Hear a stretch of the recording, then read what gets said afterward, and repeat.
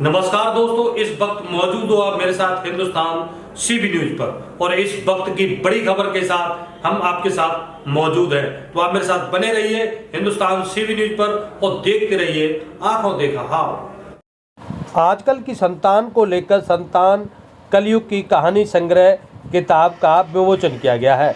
जी हाँ दोस्तों, आगरा ग्वालियर रोड स्थित ग्राम पंचायत नैना जाट के सिल्वर टाउन कॉलोनी में आजकल की संतान को लेकर कहानी कलयुग की संतान नामक पुस्तक का विमोचन किया गया।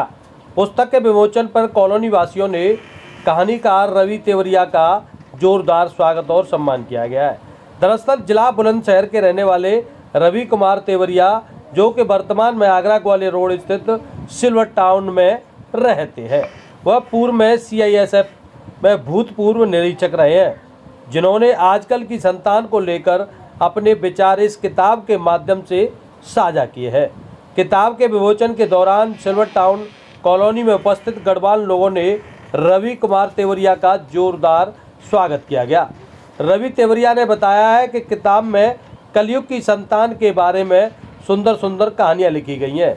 रवि तेवरिया ने मीडिया को बताया कि उनके मन में किताब लिखने की क्यों आया। अपने विचार साझा करते हुए उन्होंने बताया कि यह कहानी एक कर्नल की है। कर्नल के पिता अपने बेटे को कड़ी मेहनत कर पढ़ाते हैं और एक अधिकारी बनाने का सपना देखते हैं।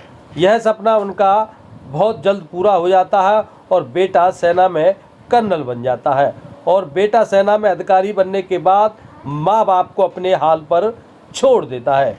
इस तरीके की कविताएं किताब में लिखी गई हैं, जो आजकल की युवा पीढ़ी को माँ बाप को आदर्श मानने के लिए प्रेरित करती हैं।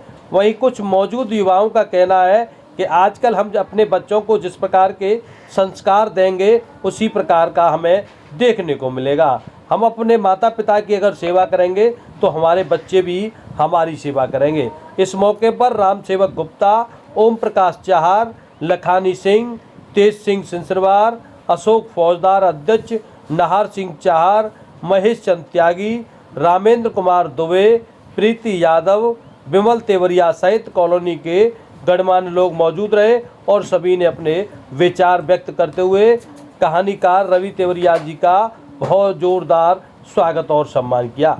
आइए जानते हैं क्या कुछ कहना है कहानीकार रवि तेवरिया एवं कॉलोनी वासियों का इस पुस्तक यानी संतान कलयुग की पुस्तक के विषय में। रवि कुमार तेवरिया, सिल्वर वैली निवासी। मैंने एक कहानी संग्रह संतान कलयुग की लिखी है, जिसमें 11 कहानियां हैं। प्रमुख कहानी कौन सी? प्रमुख कहानी उसमें संतान कलयुग की है। और संतान कलयुग के बारे में मेरा जो विचार ये है कि आजकल की जो वर्तमान पीढ़ी है, वर्तमान पीढ़ी द्वारा जो माता पिता की उपेक्षा होती है, माता पिता के साथ दुर्व्यवहार होता है, उसके ऊपर मेरा विशेष ध्यान रहा है। इस कहानी का जो मुख्य बिंदु है कि फ़ौज में एक सिपाही होता है और सिपाही अपने बेटे को NDA की बात अपने कर्नल से करता है, तो उसका कर्नल उसको ब्लडी फूल बोलता है और बोलता है तुम अपने बेटे को सिपाही बना लेना। लेकिन कर्नल जो है अपने बेटे को लेफ्टिनेंट नहीं बना पाया और वो सिपाही अपने बेटे को लेफ्टिनेंट NDA के थ्रू बनाता है। उसमें जो कहानी का ट्विस्ट है वो ये है, सिपाही ने अपने पुत्र की भलाई के लिए अपना पूरा जीवन निकाल दिया, ज़मीन बेच दी, घर बेच दिया, और लेकिन जब लेफ्टिनेंट बन जाता है तो एक बड़े आदमी की लड़की से उसकी शादी हो जाती है और उसके बाद जो वो पति है लेफ्टिनेंट साहब, वो जो है उसके कहने में चलने लगता है, माता पिता के पास आना बंद कर देता है, पैसा देना बंद कर देता है, उसकी माँ को TB हो जाती है, यहाँ तक कि आना जाना बिल्कुल बंद हो जाता है। बाद में फिर जो है ऐसा संयोग आता है कि वो जो कर्नल थे वो ब्रिगेडियर बन जाते हैं और वो जो कैप्टन साहब हैं वो छुट्टी पर हैं। तो जब उनको मतलब अपने पिता की मदर की बीमारी पे वो छुट्टी नहीं जाते हैं और अपने ससुर साहब की जो बीमारी पे चले जाते हैं। इसके बाद फिर जो ब्रिगेडियर को मालूम होता है तो ब्रिगेडियर साहब उनको छुट्टी से कॉल करते हैं और बहुत बुरी तरह से डांटते हैं। और बोलते हैं कि तुम्हारी माँ की डेथ हो चुकी है और तुम्हारा गांव जो है नज़दीक है, हम वहाँ चलते हैं। वहाँ जाकर जब पहुँचता है तो जो है हवलदार बन चुका हवलदार राम सिंह बोलता है कि हवलदार राम सिंह तुम्हें अपनी पत्नी को हाथ लगाने नहीं देगा। मेरी पत्नी ज़िंदगी भर तुम्हारी पत्नी और पोते के लिए मुंह देखती रही, लेकिन उसे जो है उसका मुंह देखना नसीब नहीं हुआ। मैं तुम्हें अपनी पत्नी के लाश से नहीं लगा दूंगा, मेरे लिए तुम कई साल पहले मर चुके थे। संदेश ये है कि जिस तरह से बचपन में माँ बाप बच्चों को प्यार से रखते हैं, बुढ़ापे में उतना ही प्यार बच्चों को चाहिए माँ बाप से।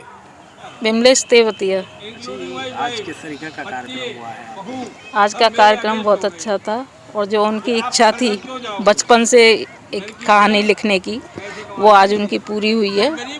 और उन्होंने जो सोचा था मतलब वो आज उन्होंने करके दिखाया है।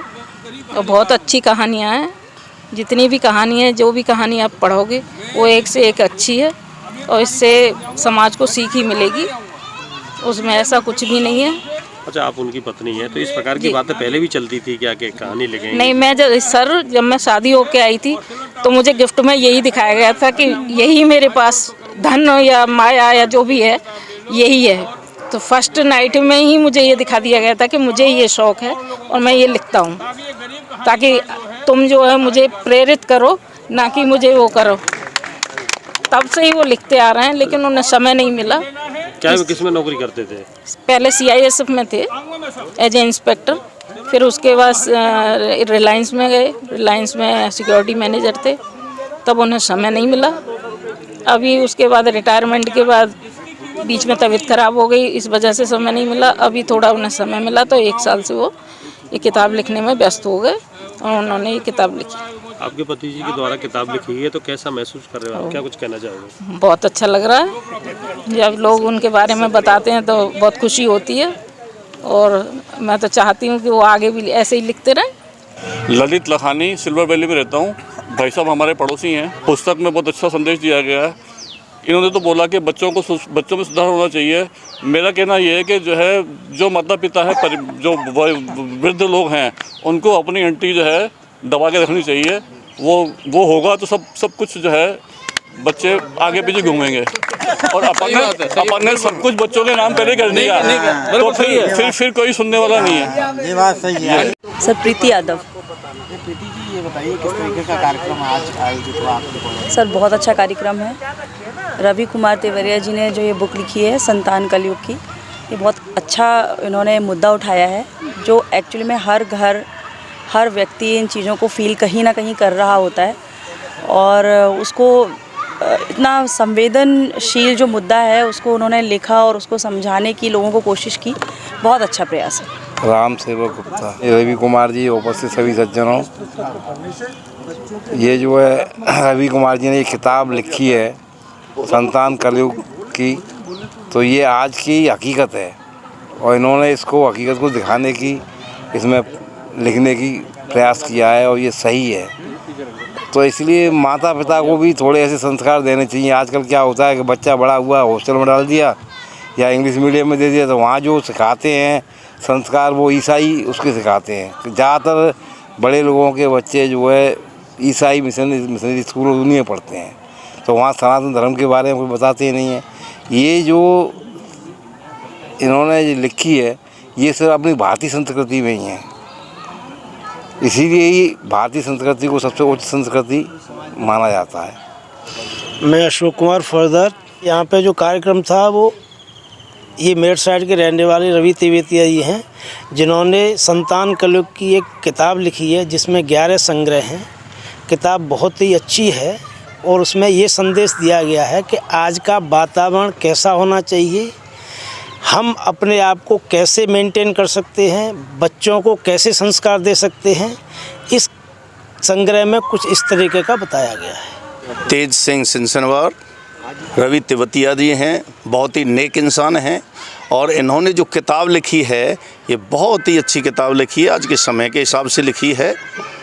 और वैसे कॉलोनी में हमारे कई ऐसे लोग हैं जिन्होंने कुछ वो कर दिखाया है, जैसे 5 और 9 में हमारे 2 बंदों ने बहुत अच्छा प्रदर्शन किया है। इसी तरह से हमारे जो रवि साहब जी हैं, इन्होंने एक बुक को आज की कलयुग संतान के ऊपर लिखा हुआ है। बहुत ही अच्छा लगा, बहुत ही अच्छे इंसान हैं, बहुत स्टडी की इन्होंने और बहुत अच्छा प्रोग्राम रहा इनका। मैं अभय प्रताप सिंह सिकरवार। जो संतान कलयुग की जो कहानी संग्रह जो इन्होंने लिखा है रवि कुमार तेवतिया जी ने, ये हमारी पड़ोसी हैं और बहुत ही नेक इंसान है। उन्होंने जो बुक लिखी है इसमें एक भावनाओं से जुड़ी बुक है, जो कि बच्चों के लिए आज के युग में बच्चों को संस्कार देना बहुत ज़रूरी है।